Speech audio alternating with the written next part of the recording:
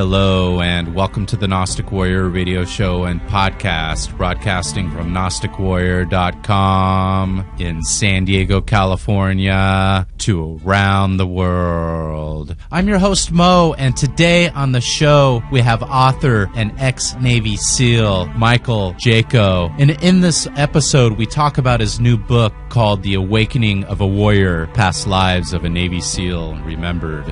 Consider your current life, who you are right now, as you listen to these words. Your experiences, the challenges, frustrations, victories, and moments of love and bliss are all part of the person you have become. Now grab one of these fleeting memories and focus on it. That one moment contains hundreds of additional memories waiting to be unpacked. Now consider the possibility that beyond your earliest recollections lie myriads of memories of lives that existed before yours. These are your past lives, which may hold the solution to your problems and conundrums of today. In this podcast, Michael Jaco takes you on a journey of the awakening of a warrior and into his reincarnation memories of many of his previous lives. And he gives you some ideas and tips how you could awaken yourself to your own past lives. This is really an awesome podcast and an honor to speak to Mr. Jaco. You're really going to enjoy it.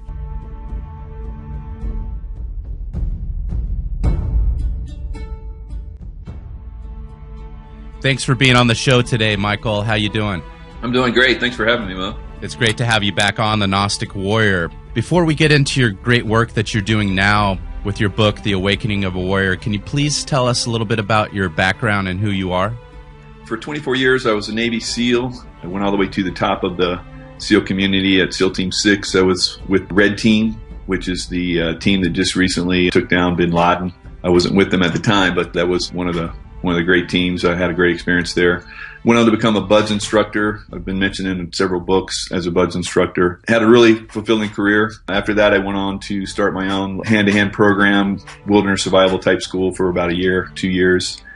And then I went into civilian contracting, where I've been protecting government agents for 11 years in combat zones like Iraq, Afghanistan, and so forth. So very fulfilling career in that as well. I've left both of those careers behind and focused completely on writing right now. And my new book, The Awakening of a Warrior, is out. I have another book out, The Intuitive Warrior. Both of them are doing well, and it's great to be here to talk to you about that. It's great to have you on the show. There's not many people that have the background and credentials such as you have that are kind of in this alternative research and history crowd like you, Michael. So again, it's great to have you on the show. Can you briefly explain your book, The Awakening of a Warrior, Past Lives of a Navy SEAL Remembered, and what inspired you to write it? What inspired me to write it is it really awakened within me once I started the past life research, a deeper awareness of myself and a lot of the people that surround me. Things that I've been able to do in my current life that have been very easy, the things that I've been focused on. I realized once I started the past life research that the reason why I did that is because I had a proclivity of doing that in past lives. I've been warriors throughout time, but not only warriors, but also philosophers. I've been with great religious leaders throughout time. This information is just below the surface in all of us, and to reach down a little bit takes a little bit of courage. Not Navy SEAL like courage, of course, but just a little courage. You get down and start to tap into this information, and it opens up a whole new world, not only within yourself, but you're able to see those around you in a whole different light. It's been extremely rewarding. That's the thing that I wanted to share with Awakening the Warrior, to help other people see the path that I went through and to lessen the time that it takes them to access that information. And I've already had great results, great response, people contacting me, telling me how it's opened them up, and it's fantastic. I love it. The concept of reincarnation, this is a ancient teaching and philosophy that was taught primarily in the East, where it is still big in their societies. But here in the West, we kind of lost touch with that. Do you feel that there's a new reemergence of these teachings coming to light right now? I really do, Mo, and that's another reason why I wanted to release the book. It's like being on the wave of something that's fantastic that's unfolding for humanity right now. Over half of the people of the population of Earth right now believe in some aspect of reincarnation. Whether they completely believe it or believe that it's a possibility is fantastic. I'm very focused on that in my life right now. The people around me, my wife, my friends, I'm discovering people that I've had reincarnations with or incarnations with throughout time, and we're having a fantastic time, doing the research ourselves. So it's great. How has the military crowd and your fellow colleagues in the Navy SEALs, how do they feel about these type of teachings? A lot of us that are in the military side are very focused on the now. We're very focused on, directing and orchestrating our own lives, right now. So not a big following within that crowd, but that's awakening as well. But I think that a lot of my friends, once I expose them, and because like you said, I have a good rapport, have a good following, a good respect within the community. Whereas some people might, review or reveal this information and might just get, oh, that's ridiculous. When a guy like me stands up and says stuff about this, people are like, oh, really? So they kind of take it, pay attention a little bit.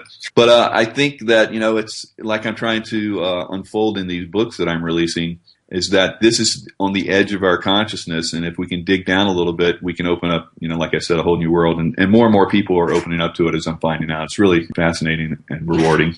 It is. And when did you first realize that you may have lived before or were reincarnated?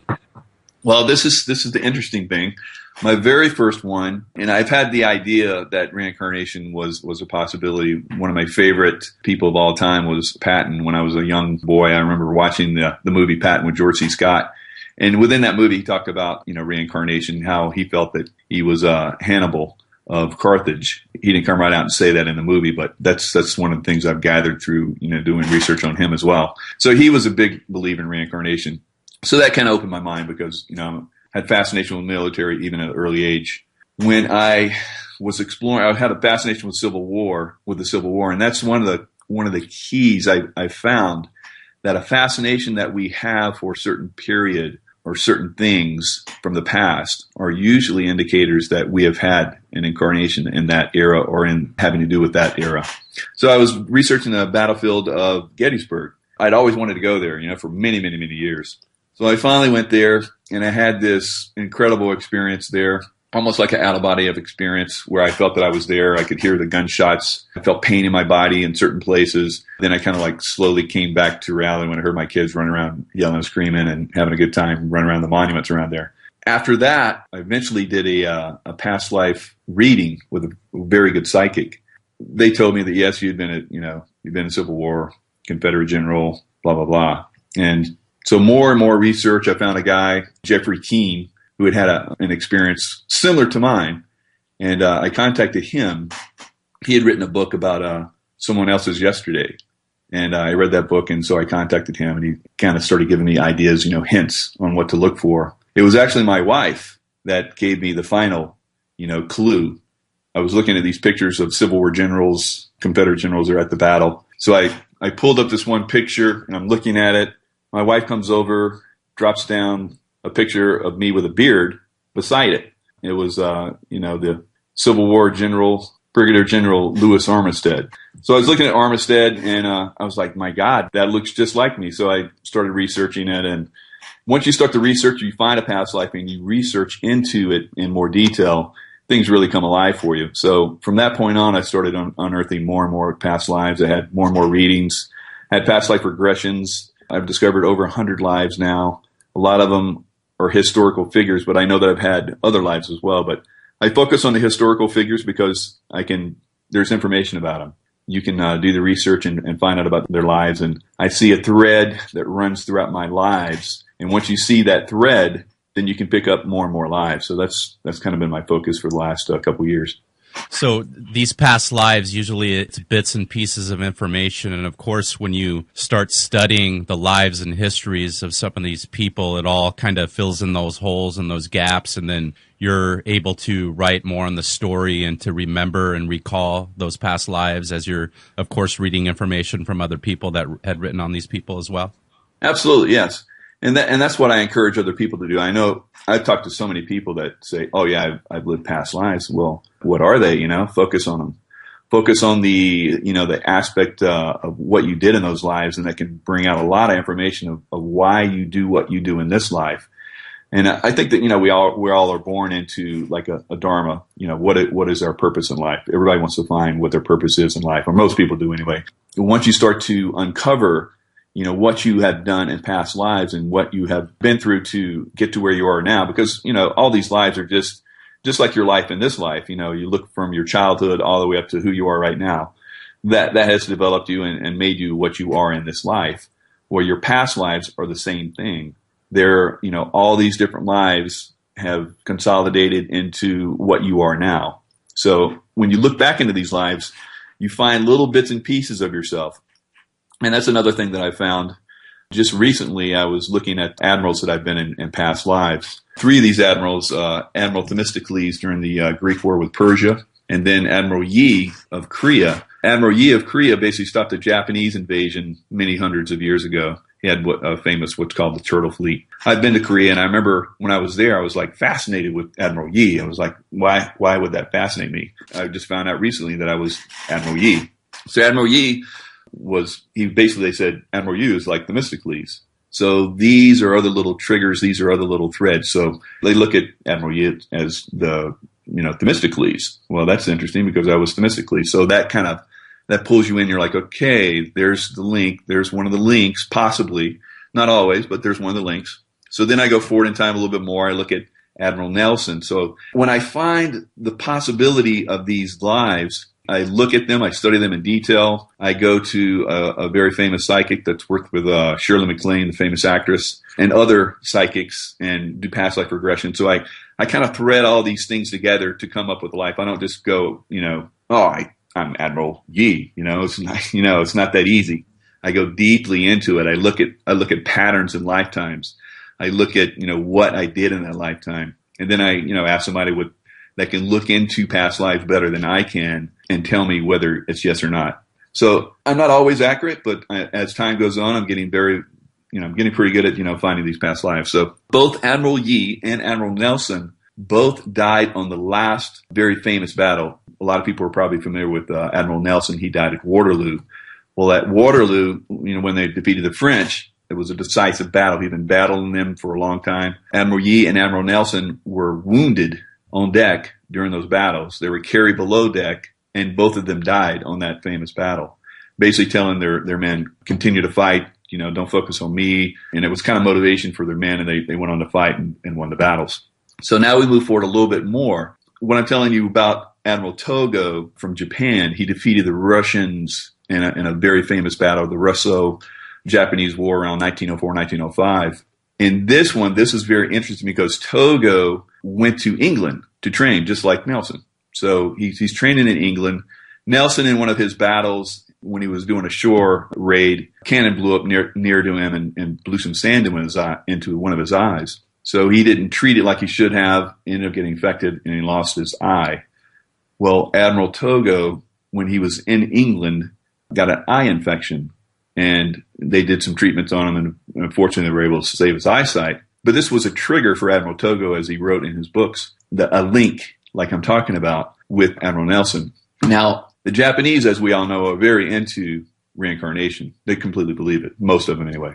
So when we come into these other lifetimes, like a Greek or a Korean or an Englishman or a Japanese, we get a different view of things we're working on, our karma, our dharma. So Admiral Togo made the link with Nelson, remembered that lifetime, and even said in the journal, I'm the reincarnation of Nelson. So that stopped that pattern of dying in combat. So Admiral Togo went on to live into his 80s. All the countries of the world decorated him. He was a very famous guy. But a lot of links. So this is one of the keys, one of the pleasures, one of the interesting things about past life research. You find that if you make these links, you can stop, these karmic things that happen. Like, for instance, Togo, he didn't die in battle. So that was a great thing. He went on to live a full life. So I think that we can all benefit from this past life research, having fuller lives, having, insights into things that we do in life that's kind of mystery to us. Once you see these things in past lives, you're like, oh, so that's why I do these things. Or that's why I'm attracted to this person, because this person has been with me in many lifetimes. My wife, she's been with me in many lifetimes. She's my soulmate. So many, many lifetimes that I can look back on and see her with me. People talk about it in the alternative research crowd, or whatever you want to call it, being illuminated, and you call it being awakened. Do you believe that this process primarily deals with realizing that you are reborn and reincarnated, and that in turn helps us evolve as souls during this lifetime? Oh, absolutely. And this information that I'm sharing is information that's been shared with, I believe, and through my own research and through my own memories of past lives with the top elite. So the top elite have basically kept this information from the masses or suppressed it or taken it away. As throughout time, it's been recognized and researched. Even in the Christian era, I was Constantine the Great, who brought in Christianity into Rome. This has been one of my patterns to go into religions, and in the beginning, because I was with Jesus, and I will talk about in another book. But Constantine the Great, basically, after his studies, from karmic, energies coming through, he was able to cement Christianity into Rome. Rome being the most, powerful nation in the world. From that point on, Christianity started to dominate all of the Mediterranean. Well, the Mediterranean had many different religions, and still does, of course, today. But these religions, the paganism, the Egyptian religions, just so many religions, they had to get control of them because there was, fighting. The religious, as we know now, we're seeing it right now, Islam and Christianity or whoever Islam wants to pick on right now, there's a lot of fighting going on. So there had to be some suppression of information because people just get crazy with it.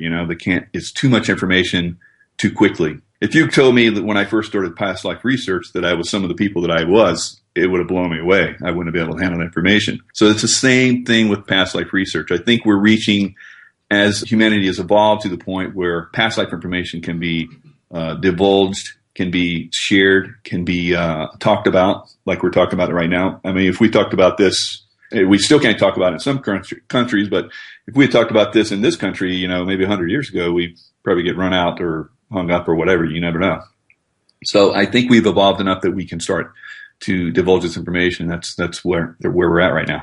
I agree, and it's interesting you talk about Constantine the Great and then also the Christian religion. When I look back at those times, I also feel I was involved as well. I believe I'm reincarnated and through the priestly line mainly, but not on the warrior side, and I feel that I have had, some roles in those time periods. But when I look at Christianity and the forming of the Catholic Church, I know the word Catholic means universal. Right. And it was like various different factions and cousins, and everybody was fighting over their beliefs and their different religions and so forth. And it was basically the Christians and Constantine the Great that formed the Catholic religion. And it's sort of like a brotherhood where they're trying to kind of put everything together in a religion where everybody's going to be happy and they agree on the teachings. And then they ask, their cousins or whoever's in a different religion, hey, will you join our brotherhood so we could have peace on earth someday? And absolutely, that's kind of how it works. And that's what I believe how Christianity was founded. Do you also? Oh, absolutely, yeah. The Council of Nicaea in 325, I believe it was around that time frame, basically brought the warring factions together because, you look at the Islamists right now, and there's different factions within Islam that fight each other. It's been that way throughout time with every religion, and Christianity was no exception. We think that, we get along really great today, but wasn't so much so, way back when it first started. In fact, there was brutal suppression of Christianity in the early days of Rome. So Constantine coming forth and making it the state religion really helped Christianity, evolve, help spread it. Christianity, we look at all these different religions, and they're basically every governmental economic system needs some kind of religion. It's one of the foundations that I look at throughout time. If they have a good moral base, if they help their people find peace within themselves, peace with others, it can help further humanity down the line. Christianity was one of many evolving religious cultures throughout time. We look at Buddhism, we look at Hinduism. Hinduism has one of the oldest known writings of any religion. So there's many, many different religions throughout time. Islam right now is the new kid on the block, so to speak. Of course, it's evolved from the Jewish religion, Abraham, just like Christianity is. Of course, the Jews are extremely, persecuted today. It baffles me how that could happen. But when you look at the controls that are put into some of these religions, it's not so much the evolution of the human spirit anymore. It's about, control and how we can use the masses for, political or economic gain now.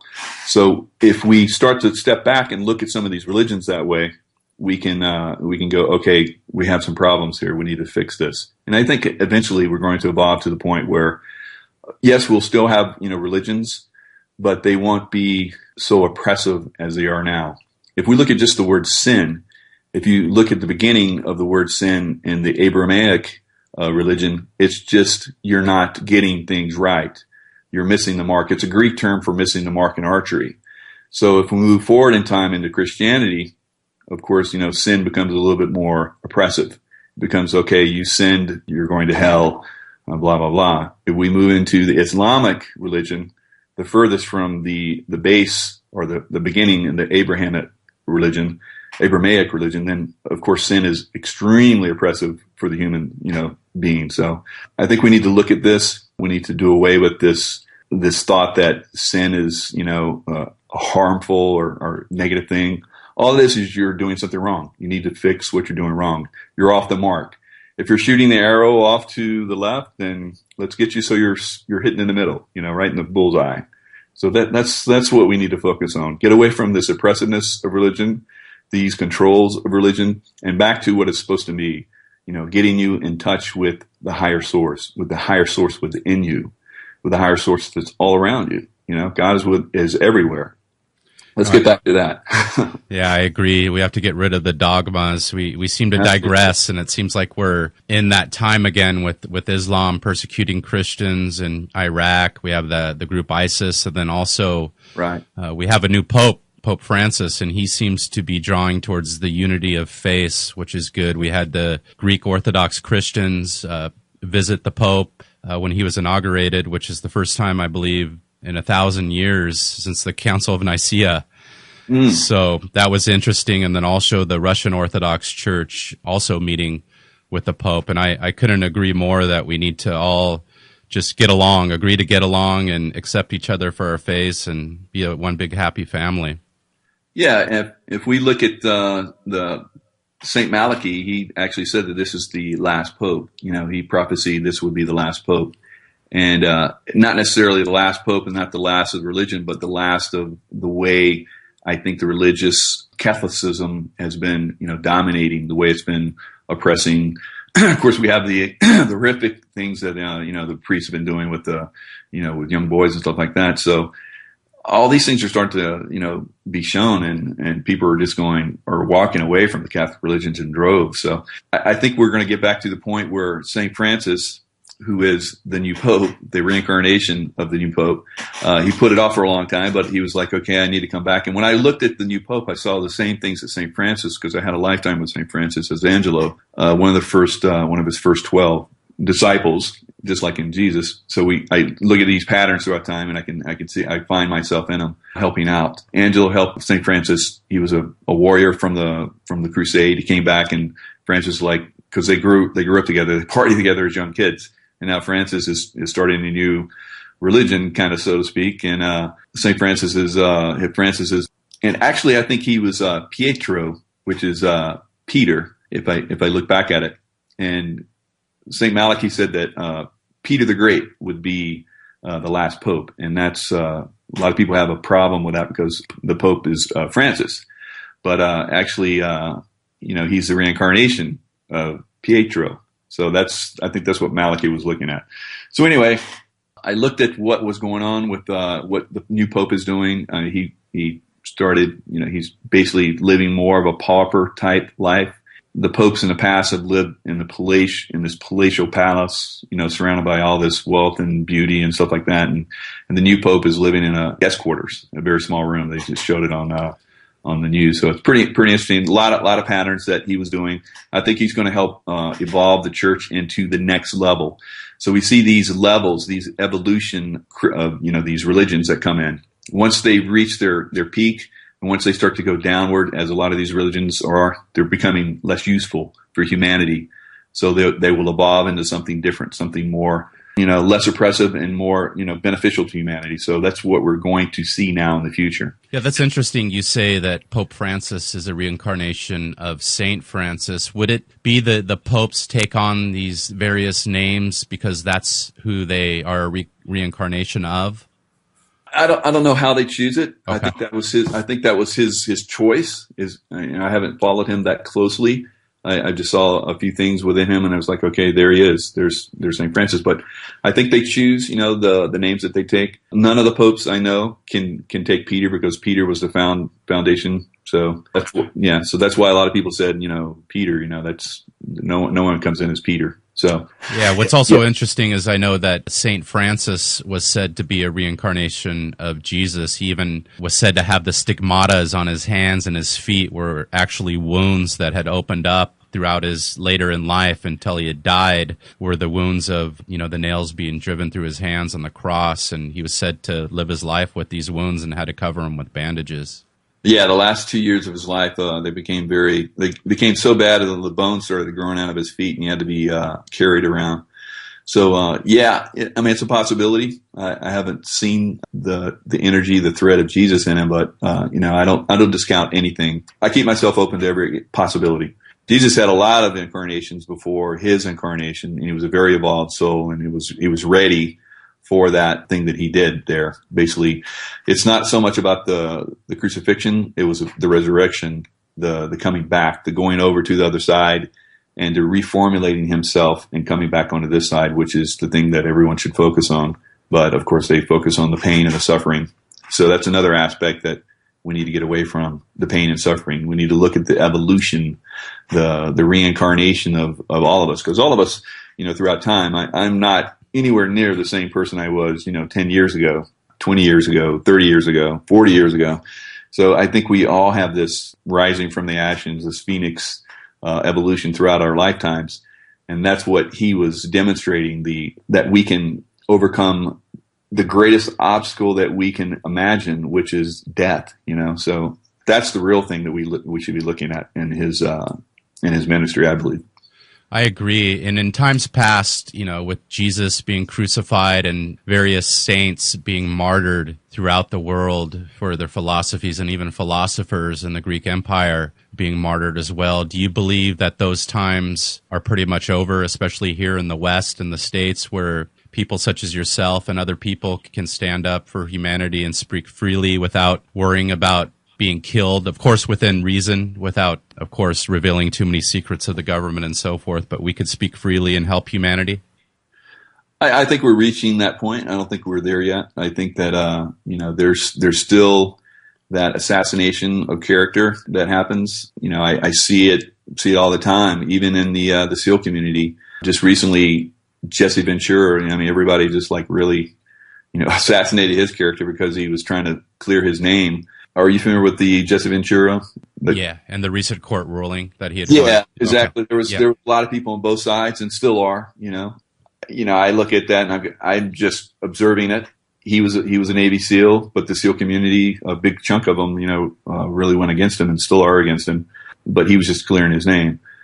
I can't remember his last name. Kyle, the guy of the sniper story, basically had said that he knocked him down in a bar, knocked him out, and walked out of the bar. Jesse, obviously a big guy, former SEAL, former wrestler. So to knock a guy bigger than you down unconscious seemed, when I heard it, I was asking around. I was like, who saw this? No one that I knew had seen this thing, but there were people that were taking sides on it. And so anyway, he was cleared of his name. One of those two guys was lying, and a jury found that Kyle had been lying about it, and awarded him, some money. So character assassination. If you go against, who knows why? That was why Kyle did that. We can look at many different reasons why he might. Maybe his promoters wanted him to do that because they wanted to assassinate Jesse because of who knows what. He wants to run for president.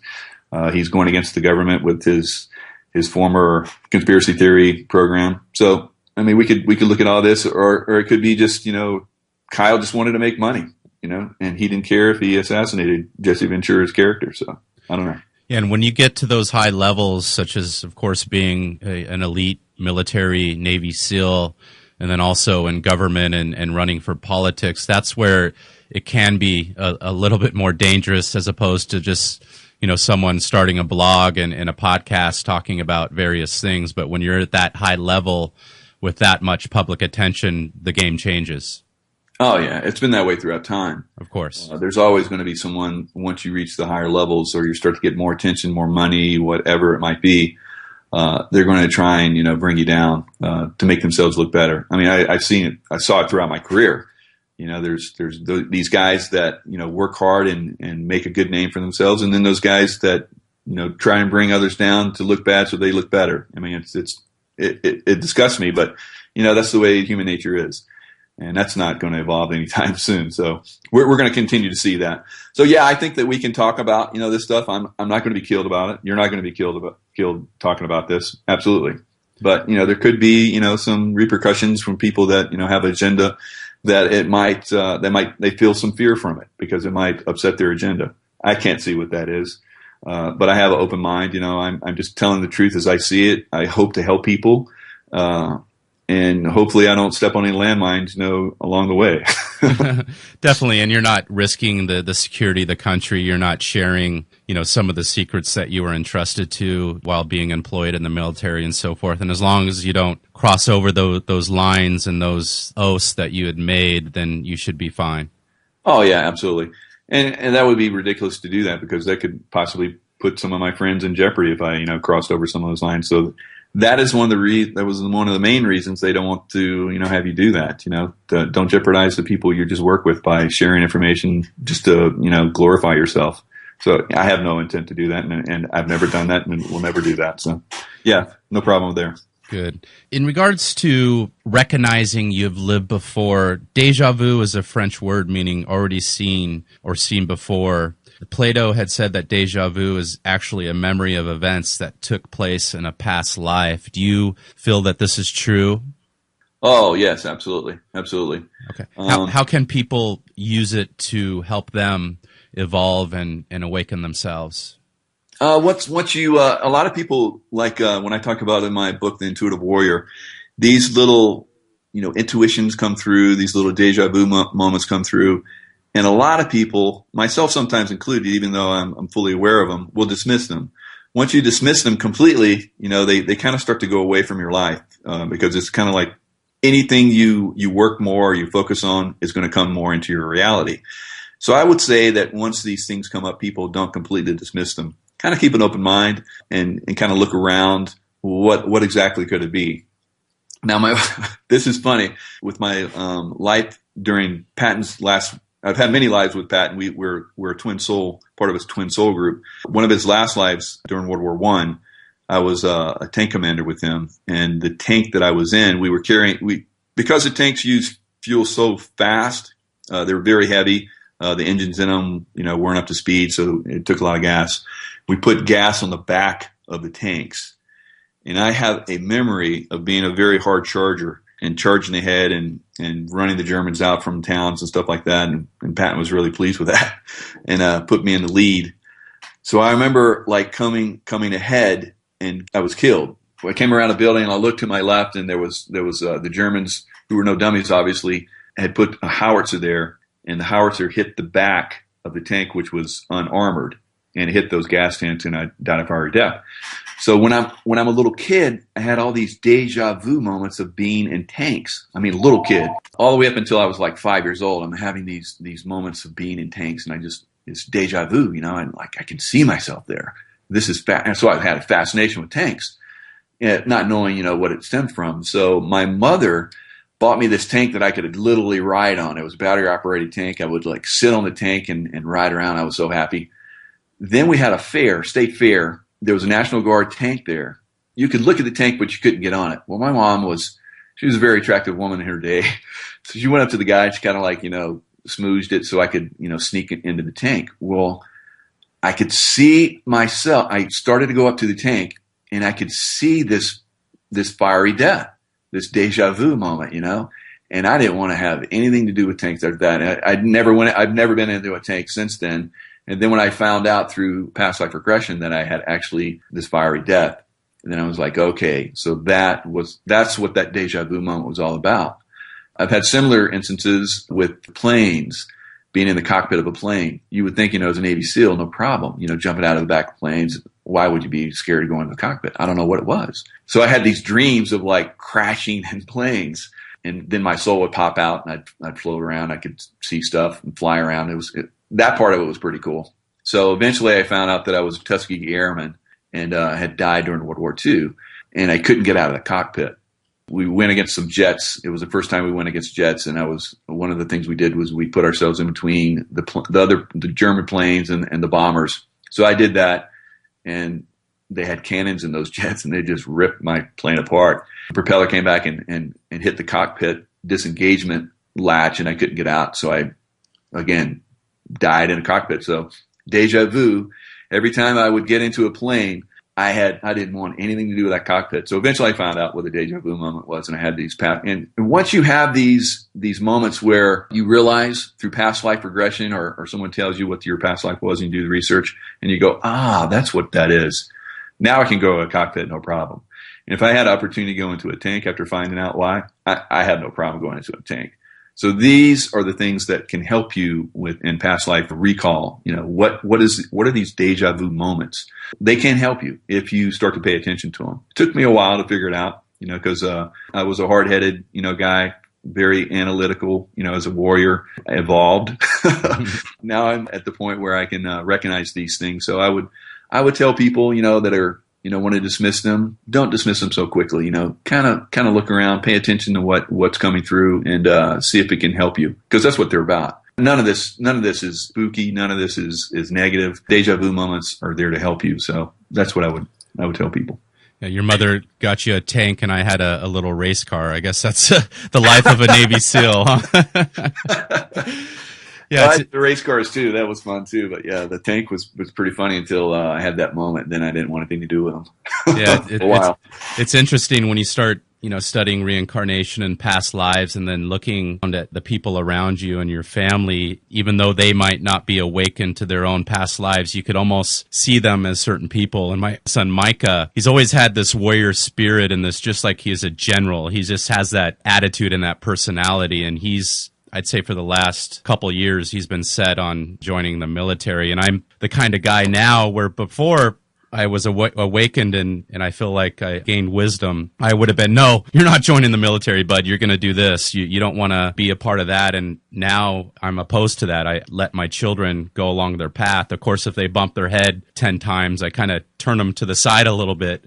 But I believe we're all on our own paths, and my son has been expressing interest in joining the Navy. He watches all the shows and stuff, so it's pretty cool to kind of watch him evolve, Oh, absolutely, yeah. That's and then awesome. Having the past life insight, why would he be attracted to that? For me, being admirals throughout many lifetimes, being a warrior throughout many lifetimes was one of the reasons why I was attracted to it. But I would say that the things that I learned as a SEAL, the discipline, the knowing that there are some things that are far beyond just the physical, which is what everyone experiences when they go through Hell Week. We're pushed 10 times beyond what the normal human can do, and probably even more so in some cases for some people, myself included. I had to really push myself. That awakens within you this idea that we're capable of so much more. From that point on, I started to notice that within other SEALs, this ability to, have this extrasensory perception.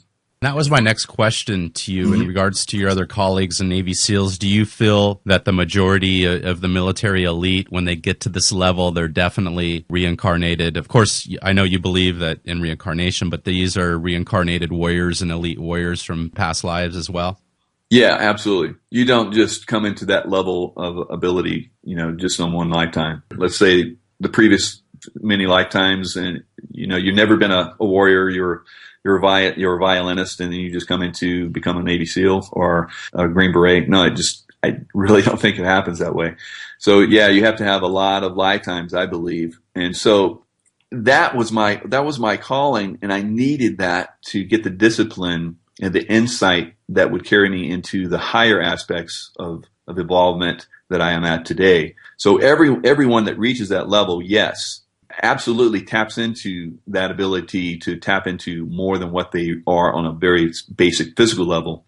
Do all of them acknowledge that and realize that that's what's happening? No, very few of them, unfortunately. So if they get to the point, if they're around long enough, they start to have these little insights. You talk to any warrior that's been around, especially those that have been in combat. The guys that don't listen to these intuitions, usually the guys are not around anymore. if they've been around for a long time, all of them can tell you that they had some kind of intuitive event where they knew that they shouldn't go down one street, or they knew they should hold up, and they found out that, if they'd gone down that street, the enemy was waiting there, or there was an attack coming, and because they delayed, it was avoided. So everyone goes through these. I went through a lot of those deja vu type things. I had deja vu. I looked at the deja vu. I went deeper into it. I saw things coming that would be, detrimental to everyone's health. So I avoided them because of that. So everyone at that level does, but unfortunately not all of them. Like I said before, Spartan warriors, you can look at Navy SEAL. I can look at Navy SEALs and go, Spartan, Spartan, Spartan. Yeah, that guy's, Spartan.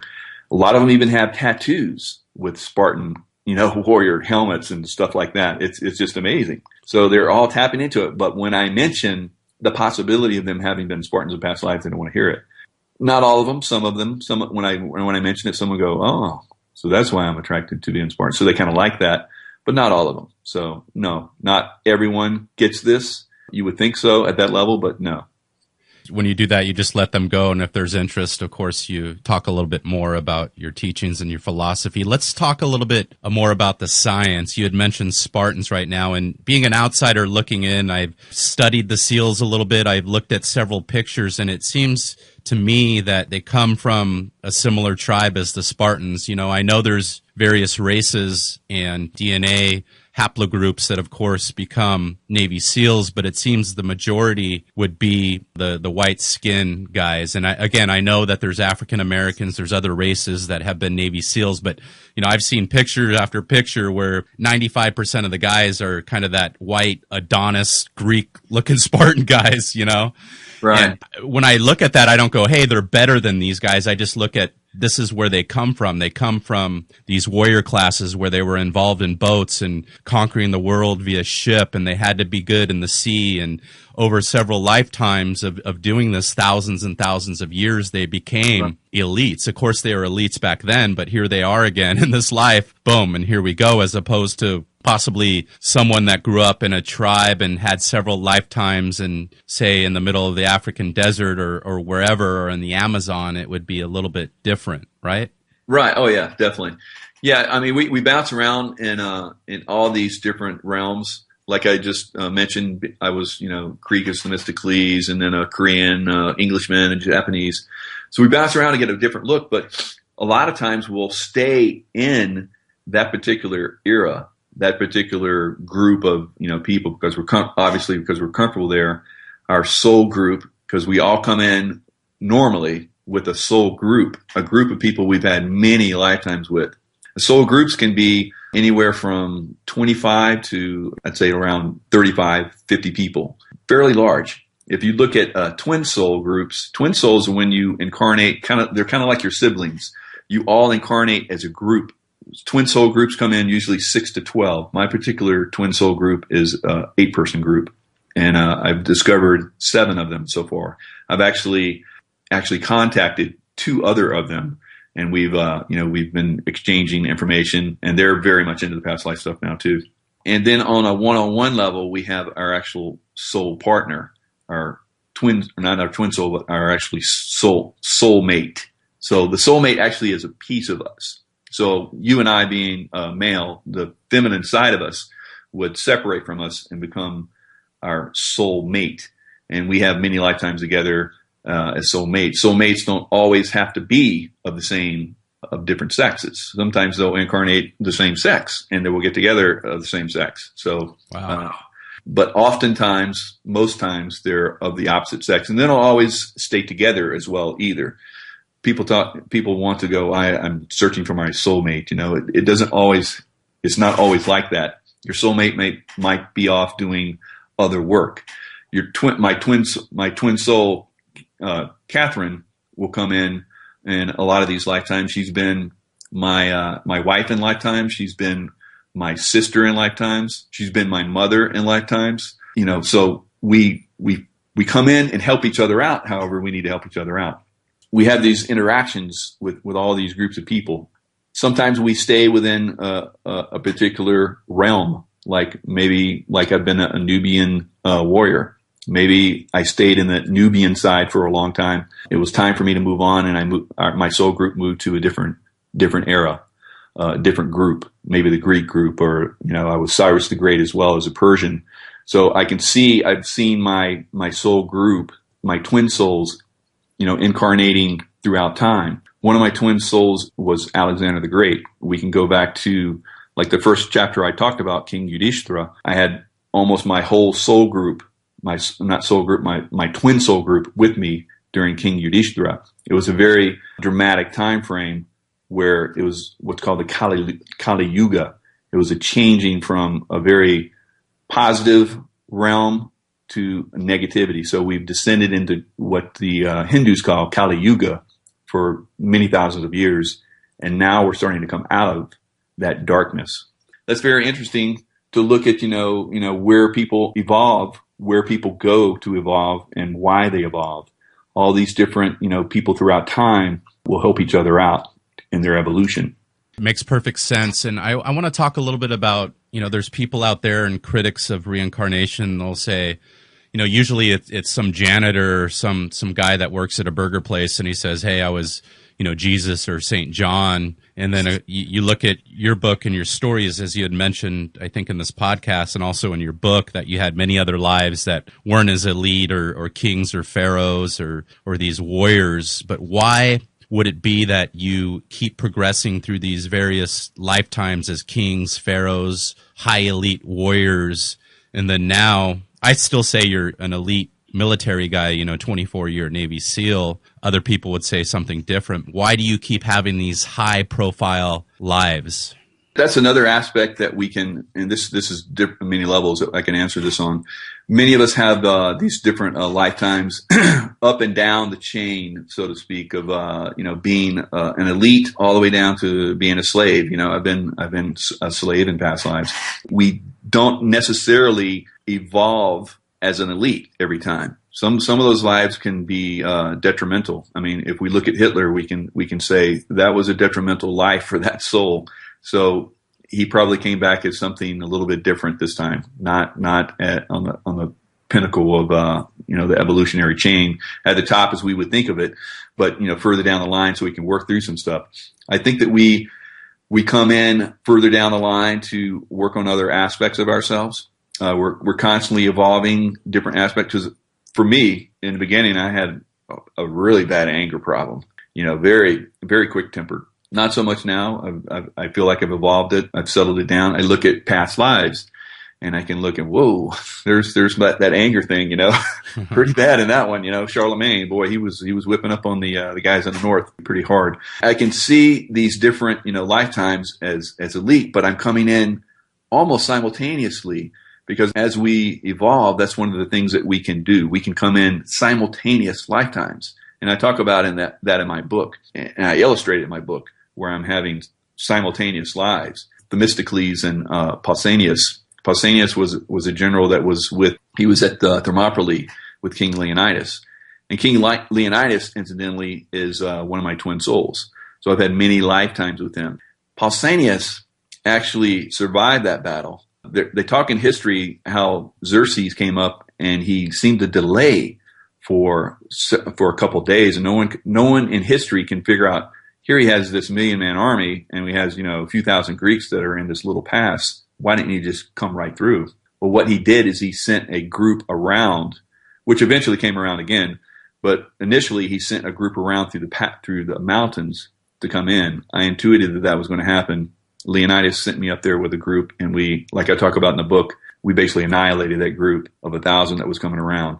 Eventually, I believe that group that we destroyed up there in the mountains on a path, like I described, there will be instruments that we've found to prove my point that that's what was happening. So he was Xerxes was waiting for that group to come around. Some of his immortals, his top guys, his elite, his Navy SEALs basically were supposed to come around and hit us from behind. If they'd done just a few guys had made it around and hit us from behind, the way the Greek phalanx was set up, you had to have guys, pressing on that shield wall 5, 7, 8 deep. Otherwise, you wouldn't be able to hold it. So if they had hit us from behind, there's no way we could have held I talk about that in the book. So there's a lot of these things where we can come in at the same time. There's, I think, 3 to 7% of the population, which translates to millions of people, are incarnating at the same time. I talked to Kevin Ryerson, who's worked with Shirley MacLaine in many researching her lifetimes and for several of her books. And Kevin Ryerson channels this Ascended Master Aton Ray, who I've been talking to for the last 10 years on my research. And he told me that and I felt this. I feel like I'm having a parallel lifetime now. And he said that I can't tell you who that is now because you're not ready for that information. And I said, I understand, because if you told me some of the stuff that I'm finding out, within the last year or two, when we first started talking 10 years ago, it would have blown me away. And in fact, the first time I had a past life regression, not with Kevin Ryerson, but with another person in Virginia Beach, is very famous, Mary Roach. She told me about some of my lifetimes. It took me, I think, well over a year before I could do another one because it was so amazed. I was so amazed and so blown away by it. So it takes a little time to evolve into this information. So yeah, you can come in at multiple times during a lifetime. And I've had in future books, I plan to talk about this in current times that I've had these incarnations. Do these people, do you know if they look like you? They're almost kind of like a splitting image? That's excellent. I'm glad you brought that up. Yes. Okay. Many of these past lives, like I talked about with the general from Louis Armistead, when you look at that guy and me with a beard, it's like, that's you. When you look at some of these other guys throughout time that I'm finding, it's like, it's almost a spitting image of me, or there's some kind of similarities. I have this little tweak in my right eye, and that shows up like if I look at Edward I or Edward III, pictures of them, you see that little right eye that's a little squinty on the end. Same thing with Charlemagne. He had the same thing. So I think we talked about this before, how birthmarks and physical traits come through in many lifetimes. I can see this throughout time. And different things that you want to work on, different things that you bring to the table in these lives. We look all the way back into the Nubian lifetime. The Nubians, if you look at hieroglyphics of Nubians, the black warriors of the Egyptian pharaohs, basically all they show like a bow and arrow, and that's a sign for Nubian. Well, if we look throughout time, you can see that when I incarnated as some of these warriors, I was using the bow and arrow quite often. As Edward I and Edward III, during those time frames, that's when the longbowmen came in, and it was just absolutely devastating to the French, and they won many, many battles because of the longbowmen. Bringing this information in, bringing these different things in, you can see these things that happen throughout time, why you do them. I know that I was, during those times, during Henry V, he walked around through the army before the Battle of Agincourt, and he was in disguise. He was talking to his men. I have a very strong feeling that I was one of those warriors, one of the pawns, if you want to say, that went into battle with him to lead. So I've had many lifetimes like this. So we come in as a pawns. We learn, at that level. And I feel this lifetime I've been pretty much, at the bottom of the chain. I came from a poor family, went to the military, worked my way up to top, So if you want to say that in the SEAL community, I went into security contracting. I had worked my way at the top in that organization. So all these different lifetimes, you don't have to always be the king. You can learn a lot from being, the pawn. So yes, we come in different aspects. So this lifetime, even though I'm not the king, I have a lot of information that I can share with people. If it's going to be good. If I was the king, people would dismiss me as a kook. Well, a lot of people are going to dismiss me anyway, but a lot more people, I believe, will listen to me because I worked my way up, from the bottom.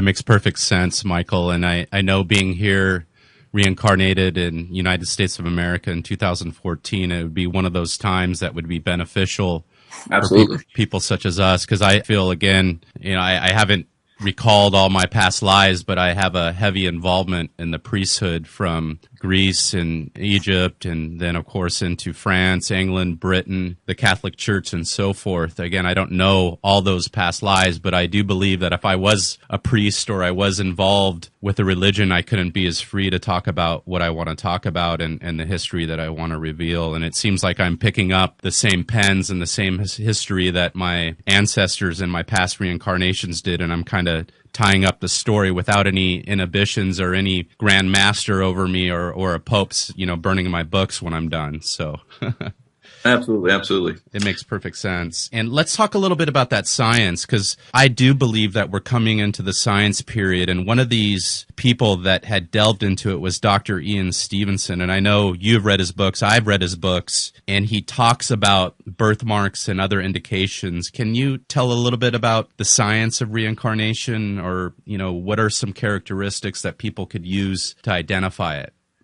Oh, yeah. I mean, Dr. Stevenson's work is pretty amazing from the University of Virginia. He did the research where, thousands of cases.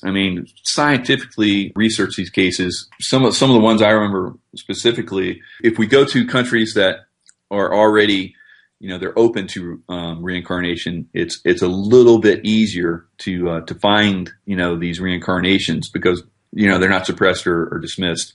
So they actually sometimes listen to their kids when they say, hey, I was, Muhammad from this other lifetime. I remember having this stuff in my pocket when I died. So they go to this house and we're sorry to interrupt or disturb you, but our son says that he was Muhammad in this past life, and that his jacket, his blue blazer jacket, has, money in the pocket. And so they're like, what? So they go and look, and there's the money in the pocket. And then he's looking around the house, and he goes, Tony, Uncle Tony. And this guy, you'd never seen this guy before. And so how did you know my name? So all these things, he was researching and finding that without a doubt, we're coming back, and we're coming back in the same group again, of course. And we're learning some things from that. It's amazing that scientifically, if we look at a lot, there's so many doctors, like Dr. Brian Weiss has many books out where he goes into past life regression. So on a scientific basis, we know through psychology that if we can regress to the point where you had a traumatic event, that if we can look at that and uncover that, then usually we can cure a problem you're having in your current life. With Brian Weiss, he was looking at, I remember one case where he had this woman that had severe trauma to the neck, and there was no evidence of anything that had ever happened to her. She had no memory of ever having anything happen to her. Doctors couldn't figure it out. They prescribed all kind of drugs. Nothing helped her. She finally came to, Brian Weiss. He regressed her back to what he thought was a point in her current life. And she went back into a point in time where she was hung. Once she realized that, the symptoms of, that she was having all went away. So amazing things scientifically. There's so many people doing past life research now. It's just over the top. There's very qualified people that can do past life regression scientifically. There's different aspects of the brain that I've talked about in both books, The Intuitive Warrior and The Awakening of a Warrior, where these different brain states of mind, if you can put yourself into these states of mind, I was able to do this as a warrior, as a fighter, but if you can do that on a conscious level, subconsciously, you will tap into information that's just below the surface. And that's what these past life regressionists are doing now on a scientific basis, documenting. If we took this into a court of law and said, does reincarnation exist? We could blow it away. There's no problem. So people just, if they open their minds to it and see the possible benefit of it, it's huge. How has your connections been with the spirit world? Meaning, is there any communications that you're getting possibly from maybe your tribe or disincarnated people that have left this world? Can they communicate to us and give us messages and help us along our path as well? Or is that just us always looking inside for these answers? What are your thoughts on that? Same thing, manyfold. I do have communications. I talk about that in The Intuitive Warrior and also in The Awakening of a Warrior, where in this life I've actually had a communication with Archangel Michael. There was a point when I was in Iraq, I saw my death. I was basically dead, and I decided, as I found out you can do, that I wanted to continue forward and help humanity. I was, put back in my body, pushed back in time. The rocket that was going to hit the place that I was living flew overhead, was pushed out of the way, blew up in a field where it caused no harm. In past lives, I've done that as Parmenides of Elea, a philosopher that basically was the foundation for Greek philosophers in the future. He actually talked with Socrates. He influenced Socrates quite a bit. So Parmenides had the same situation. He had an angelic experience. So we see these little things, these little patterns throughout time. In this life, while I was doing the research for this book, I kept wanting to find the past lives as English kings. Ever since I was a little kid, I'd had this fascination with English kings and this deja vu, like we've talked about, of being an English king, being on castles and leading battles and stuff like that. So I found all these other lives, but I could not, place where these past lives with kings were. So eventually I get this communication. And normally my communications come through visions, like I talked about quite a bit. But this particular one was almost like someone was whispering in my ear. And I thought it was like, an angelic type thing. Come to find out when I'm talking to Atun Ray and it's kind of like it came to me, and then I asked Atun Ray, this was the actual incarnation of Richard III talking to me. Well, at the same time that Richard III was coming in kind of saying, hey, you were Richard III, they were actually finding Richard III's body. The day that I came to full realization, I was in my house. I live in Sedona, which is had a lot of magnetics, a lot of vortexes and stuff like that. I love living here, but I had this experience where I just felt every one of the wounds that Richard III experienced when they found him the next day. That I had this realization. So it's pretty amazing. Once I discovered Richard III, he had been pretty much brutalized in history by the Tudors because they had come into power after they killed Richard III, and they needed to make him a bad man. So they had Shakespeare write plays where Richard III is a hunchback and killed these two kids and all these evil things. So there was a point in history where I did not want to discover that, because even if I discovered it, humanity just thought Richard III was a horrible person. So I did not want to discover that. So once the truth really started to come out and they discovered his body right after I had that experience, it unleashed this wave of all these lives as kings. So it's kind of like there was a traumatic experience that I was keeping away from my consciousness throughout all my lifetimes, that once I uncovered it, it just unveiled all the different, kings I was, from William the Conqueror, Henry I, Henry II, Edward I, Edward III, like I just talked about, and then Richard II. Richard III and Richard II is very interesting because both of these kings, about 100 years apart, on either side of the War of the Roses. So Richard II is kind of like the start of the War of the Roses, and Richard III is kind of the end of it. Both of them had wives named Anne, who both died of the plague. So interesting parallels through time, karmic resolutions happening. That I felt like, discovering Richard II was like a karmic resolution, like I talked about with Admiral Togo.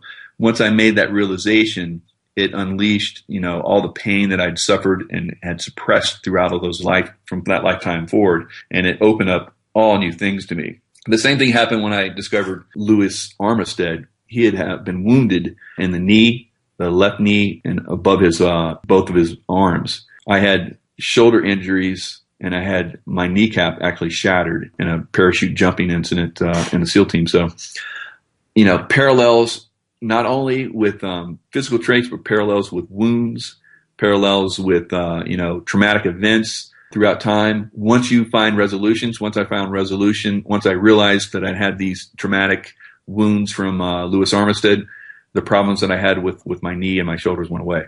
We could just go on and on with the amazing things that happen through past life discovery. It's just unbelievable. What happens when we die? Have you delved into that at all? Do we go into the spirit world? Are we hovering over Earth? What happens? What are your thoughts on that? That's very interesting. I've had past life regressions where I've actually gone into the other side. There's Michael Newton, who's written several books on the other side, basically the life between lives, has delved into this quite a bit. I've touched on it. I want to go into deeper insights into it. This one woman, I looked for a past life regressionist for years. You do this research, you don't just go to anybody. look around, talk to people, find out who you feel is going to work best for you. So this one particular woman, Rebecca Shaw of Charleston Hypnosis Center in Charleston, South Carolina. I was living in Columbia at the time, so it was easy to go down to Charleston to see Rebecca. She regressed me into past lifetimes. And usually you just go in with an open mind and you do these deep meditations, which put you in these brain states we've been talking about, and they start to you can touch into the subconscious. So all this stuff is just below our conscious minds. It's there. We can tap into it. We don't come in with all this information because it'd be too overwhelming. Imagine experiencing the trauma of some of these past lives, dying, being hung, being, chopped up in these battles, crucified because, you had a certain religion. All these traumatic things, if you had memories of them, it would be overwhelming. So we come in with kind of like a blank, a veil, as I like to call it, to these lives. As you evolve, you will start to unveil some of these past lives if you want to. If you don't want to, they won't come through. Or if they do come through, you suppress it, obviously it won't come in. Rebecca Shaw basically regressed me to the point in between lives. One of these particular ones was fascinating was the time of the Tuskegee Airmen. During that time frame, in between that life, I remember coming out of my body just like in my dreams. I was Lieutenant Ronald Reeves. You can actually look him up. Now, when I found Lieutenant Ronald Reeves, I was looking for years. It took me years to find this guy. All the things I remember crashing into water. His plane was found crashed near the bank into the water. He had not been discovered for many years. And they same thing, recently discovered his remains. So it was shortly after that is when I discovered him. So when I found that life, I wanted to regress into it.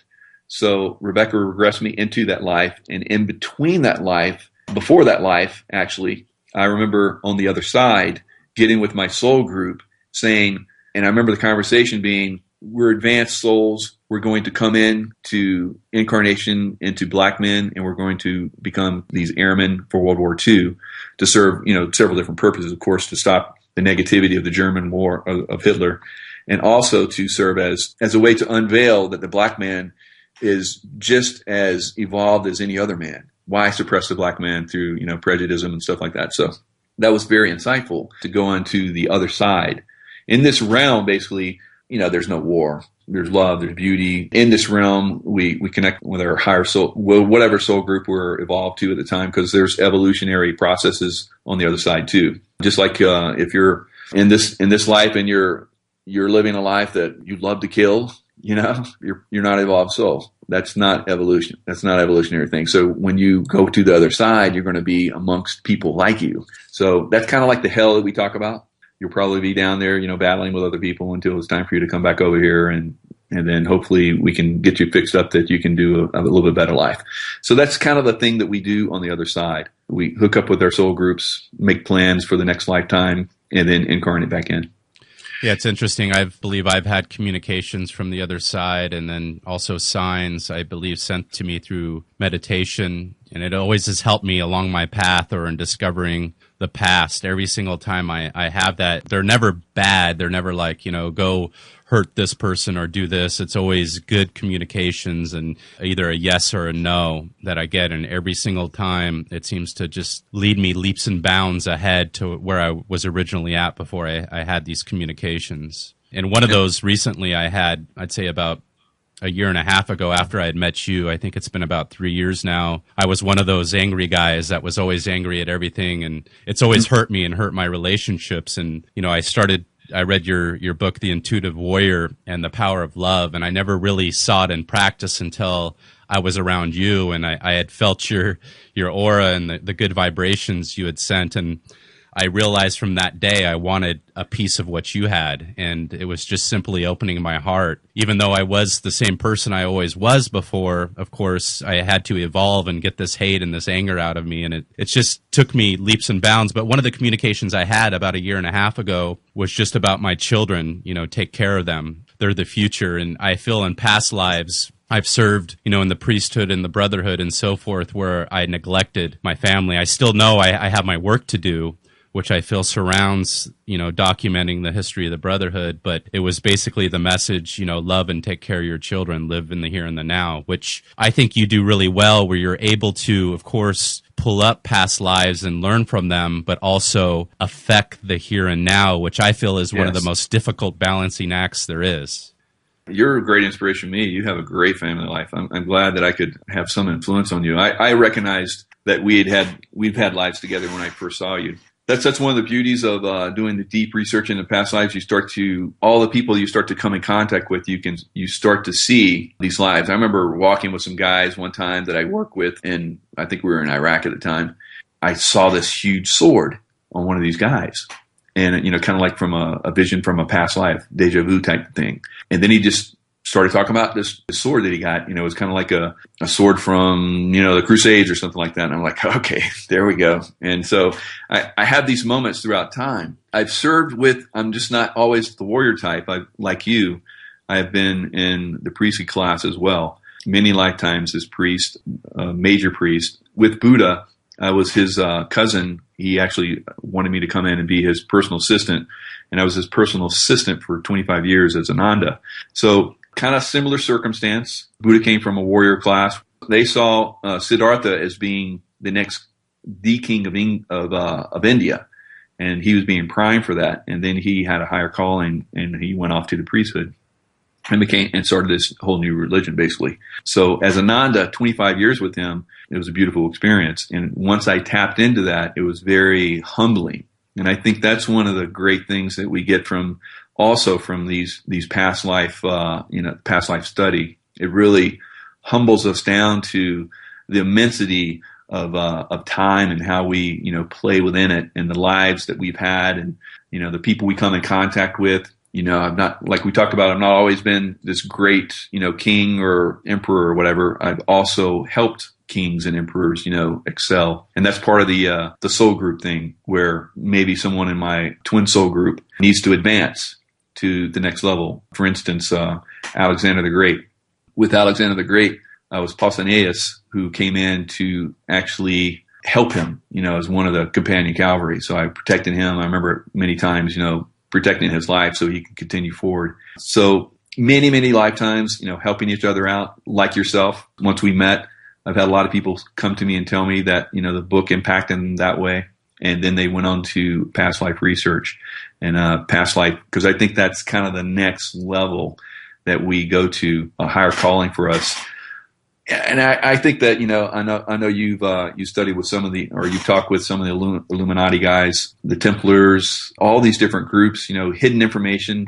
Some of their hidden information was the past life information. So this information is coming out. It's, like I said, it had to be suppressed because people will get crazy with it. And we're at a time where it's going to be, positive for everybody, I think. So I totally agree with you. And in regards to Deja Vu, I also feel, looking back, meeting yourself and your wife and Sedona, just that feeling of just warmth and just comfortable. And now I look at it, it's definitely, you guys are part of my soul group, or just, I don't know what I would call it, but definitely we were meant to meet each other and take this world to the next level, which I feel that we're doing. Before we leave, I have a few more questions for you. Is there any advice that you can give to people out there that are just maybe starting that path? They believe in reincarnation, but they don't know where to start and what to study. Do you have any tips for those people out there? Yeah, I have a chapter in my book. The second chapter is how to access your previous incarnation. So that's a good, starting point. Within that chapter, I talk about how you can, things that you're attracted to, like we've talked about, are usually indicators of a period of time that you probably have lived. Not necessarily, but very oftentimes that's what it leads to. If you were to, like, for instance, I just recently, was attracted to the Renaissance period. I found lifetimes there is Medici, a banker, the banker that started the first banker, and then Leonardo, who basically was the golden age of the Renaissance. He basically dumped all that money that I started from the banking into the Renaissance period and help make that happen. So do the research in the areas where you're interested in. Go deeper into it and think, what did I live here? And what I started to do, I started to see these patterns. I was like, are these things that weren't in the books, that wasn't, stated in history. For instance, the Battle of Thermopylae. And I was like, I feel that, there was a battle up in that pass. That's why Xerxes was waiting. And then when I started doing the deeper meditations and past life regressions and other things, that it sort of came through that I was correct. So these little intuitions maybe that you're starting to have during this historical time frames, look at that. Study the people of that time frame who kind of jumps out at you a little bit, and then maybe focus on them. It's not necessarily that you were that person, but maybe you had an interaction with that person or they were inspirational to you. So look at that. That might spark some deja vu moments. When the deja vu moments, kind of look at that. The next step is going to be to contact someone with, it doesn't have to be in your local area. You can, like Kevin Ryerson lives, thousands of miles away from me. I contact him by phone. You can look throughout, maybe there's some people that you can talk to about past life regression or psychics within your area. That's how a lot of us get started. We do this past life stuff. We find a psychic in the area and they tell us, they might not give us, and often don't give you details or give you a specific person, but they'll tell you that you're in a specific period. So it's kind of like the same thing. You have an idea you're in a period. These psychics will take you to kind of like the next level and identify that period as an actual period that you were incarnated in. The next level would be to find someone that's a psychic level that can actually take you into that past life, or maybe a past life regressionist. I remember the first time I was doing the regression, you're pretty much aware on a certain level of your regression, but you're kind of like more of a watcher than the person talking. So when I had my first past life regressions, oh my God, they released so much emotion. I'm a big guy, Navy SEAL type guy, but man, tears were just flowing down my face big time. It was a great connection, and other people that I know that have done these past life regressions have the same thing. It's really a beautiful thing. I would not fear it. It's just part of, getting to know you better than you can just on the surface level. Those are the things that I would say. Pursue it that way. How does the U.S. government, is there any type of operations, are they looking into this at all, or is this just on the private level that people are doing this thing?